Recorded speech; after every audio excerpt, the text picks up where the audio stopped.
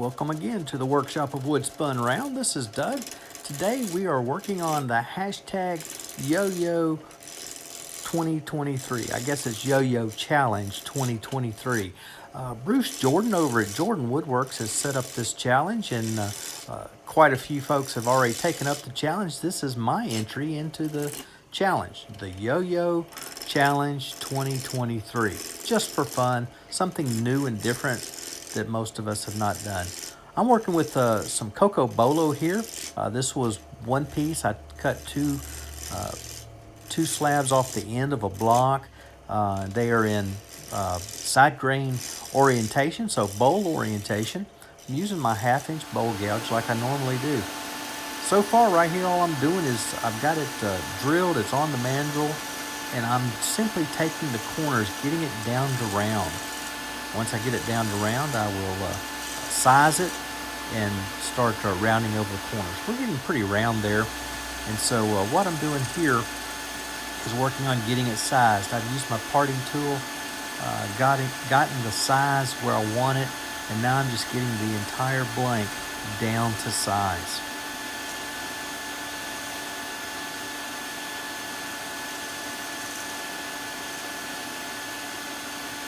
This Coco Bolo is out of Mexico.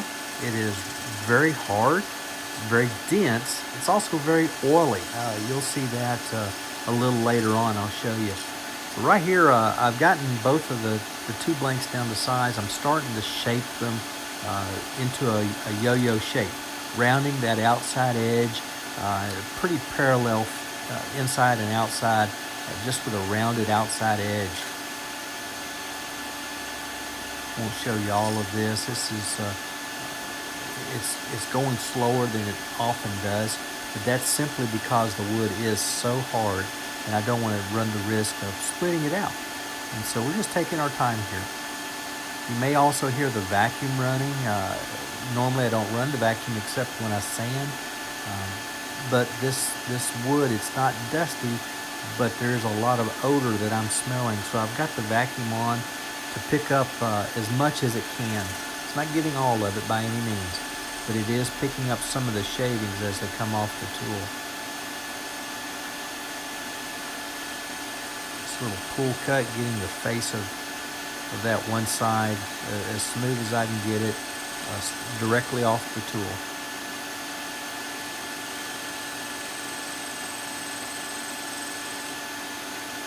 And the other side will work very much the same way.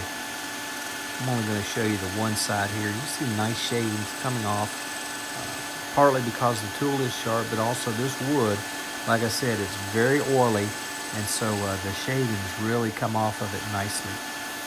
Moving on to sanding here, we're going to start off with 100 grit like I usually do. I'm going to work all the way up to 320 grit. It's really the face and the edge and the inner edge of these pieces. I don't sand the inside face, only the two outside faces, the outer edge and the inner edge, just so that there are no sharp edges to catch a finger on or cut the string or anything like that. You'll notice there on the sandpaper there's a good bit of brown. That is from the wood. It's the oil in the wood causing that the sawdust to stick to the sandpaper. We're all the way up to 320 here, just finishing up on both sides, but primarily that other side. I'm going to clean it now using a bit of alcohol like I usually do. The paper towel is going to be quite brown, and it's amazing how much brown comes out of this wood. As oily as it is, I get a lot of it off with the alcohol, but even as we go over to the sanding sealer, when I get the lacquer sanding sealer out, you'll see my paper towel get a nice big brown streak with that as well. That's what we're doing right here. I'm just getting my paper towel, getting my sanding sealer, going to put some on. I'm going to put 2 coats on here. And watch this. Watch how brown, when I first put this sanding sealer on the paper towel, and I start putting the layer on. See how brown? Isn't that crazy?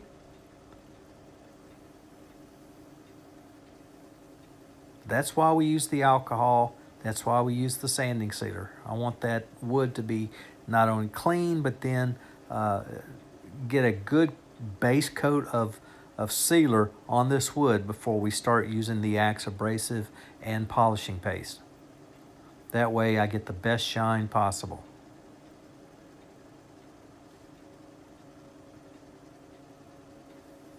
Just getting a second coat on here. Making sure, excuse me, making sure I've got a good even coat, that the blank is entirely coated with sanding sealer. Then I give it just a few seconds to dry. It doesn't take very long. And here, I'm about to show you, here is the Axe abrasive paste. Made in Pennsylvania, Tom and Annette Ackley. They are open again. They were closed for about a week. They did some updating and cleaning and what have you. Took a couple of days just to rest and have some vacation, but they are back at it. Saw a notice today that they're back at it. They're home, had a great time, ready to start making paste again. So send your orders in if you want to try some, or if you need to restock. Feel free to use Doug15 at checkout. That'll get you a 15% discount on both the abrasive paste and the wax. They come together as a kit. Saw where some of the others are putting their price out there, saying that they're the best price per pound, and you know, it may be, but you're not getting the polish with the abrasive paste. With Axe, you get the abrasive paste and the polish together. So get you some Axe. I think you'll like it. The abrasive paste works tremendously. The wax, maybe you tried it in the past and it may have been a little soft for you. When I first tried it, I thought it was just a little soft. But Tom has doubled the carnauba wax in his formulation, and so it comes out really nice now. The wax is pretty stiff in the jar, and it gives a nice shine on the product. So give it a try. Don't forget to use Doug15 at checkout. Get that 15% discount, and you can use that over and over. That's not a one-time code.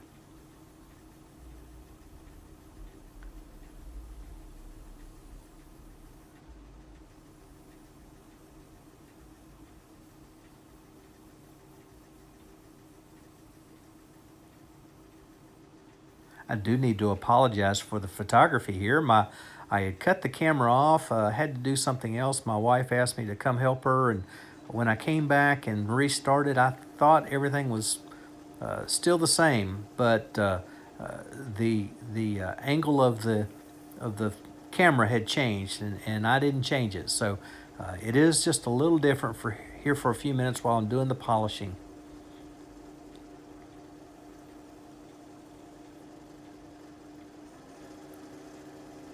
See how brown that paper towel is getting. It's the abrasive paste is still pulling sawdust out, but that's the advantage of using an abrasive paste.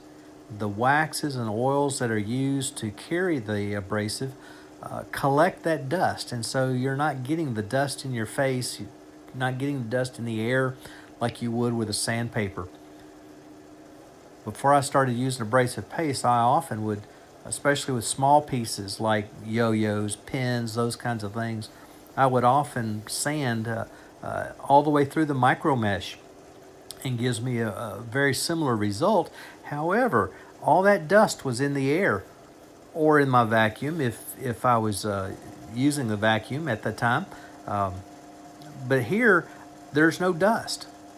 That abrasive paste, the paste part of the abrasive, collects the dust. It stays on your paper towel. When you throw the paper towel away, you throw the dust away. So it's much cleaner, it's much handier, and I think it's much quicker. Just finishing up with the paste. Going to get some wax here and put some wax on it. Like I said, this wax now has twice the carnauba wax that it used to have, and I think it's a better product. Tom did a great thing when he changed the formula here.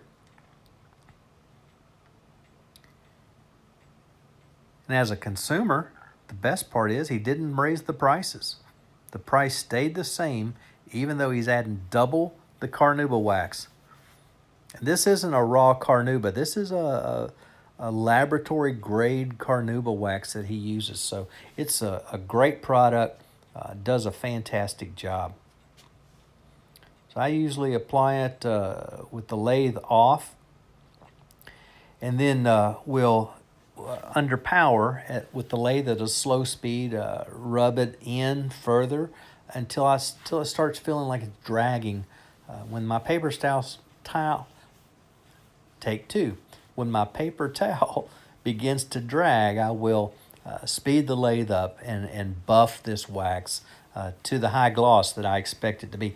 And if I don't get quite the gloss that I want, I'll do another coat of wax. You can do that. You can put as much wax on as you want to. It'll just get shinier and shinier to a point.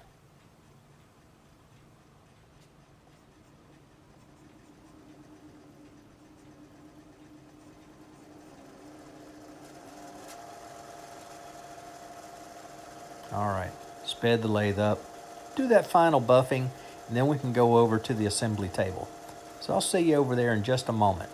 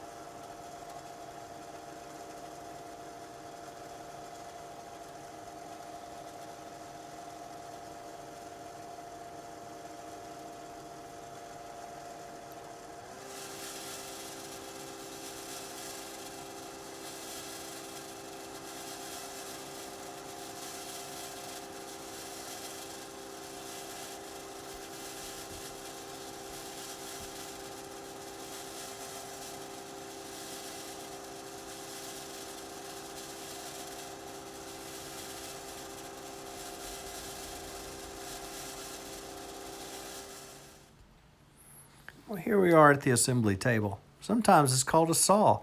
In fact, earlier this same day, I used this saw. I did a good bit of ripping on it. I had to do some things for my wife for her garden. But now it's an assembly table. You see there my little wooden tray, and I'm going to show you here in just a minute why I like to use this wooden tray. Did have to get the press out. I wasn't sure if I needed the press or not, but I did. And I have to apologize yet again. My photographer is not very good. He didn't bother to make sure the frame was good and that we had everything covered. But you can see there in the very top edge, my hand's pretty well covering it right now, my pin press, right beside this wood tray. You see my glue and the accelerator sitting there as well. That's not a box of baby wipes on the top right corner. That is a box of kits. I use those, they were left over from when my son, who is in college now, when he was a baby, we had loads and loads of these, of course. Anyone who's had a baby, they know there's lots of these boxes laying around. I'm still trying to feel my way through, figure out how this kit goes together. But there are a couple of parts that have to be pressed into each side of both halves of this yo-yo. So I'm just now figuring it out. The instructions are not very clear at all, but I've got it figured out. Not too tough.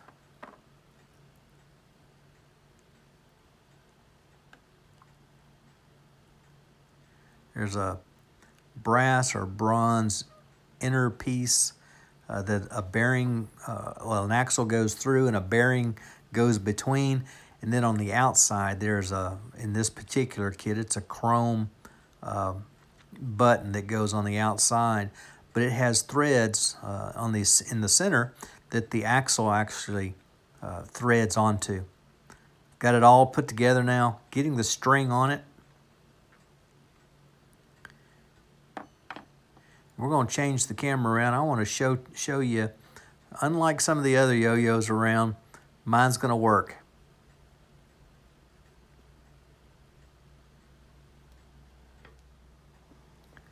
There it is. It works. Hallelujah. Came out to be pretty good looking, don't you think? This is Doug at Wood Spun Round. Until we get to meet again, I hope you're able to spin them around.